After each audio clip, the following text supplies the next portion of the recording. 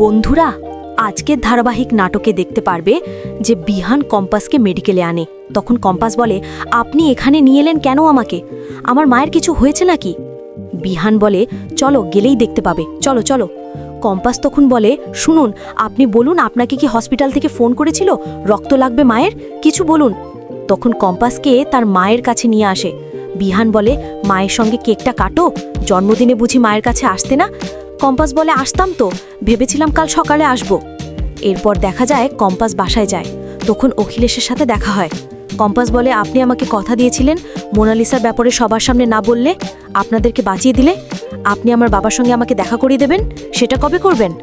অখিলেশ তখন বলে, দেখা তো করাবই, কিন্তু একটা কথা মনে রাখো, বাবাকে দেখি যদি কোনো রকম সিন ক্রিয়েট করো বা আমাদের কাছ থেকে বাবাকে নিয়ে পালানোর চেষ্টা করো, তাহলে কিন্তু সত্যিই তোমার বাবা মিসিং হয়ে যাবে, আর কোনোদিনও তুমি তোমার বাবাকে পাবে না। তখন কম্পাস বলে, কিছু করব না। এরপর দেখা যায় মোনালিসার দাদু এসে মোনালিসাকে বলে, আমি যতদিন না বলবো তোমাকে ততদিন কম্পাসকে ডিস্টার্ব করবা না। তখন মোনালিসা বলে, দাদু তুমি এ কথা বলছো? তখন অভিজ্ঞান বলে, আমি যা বললাম তাই করবা, না হলে আমার ক্ষতি হবে।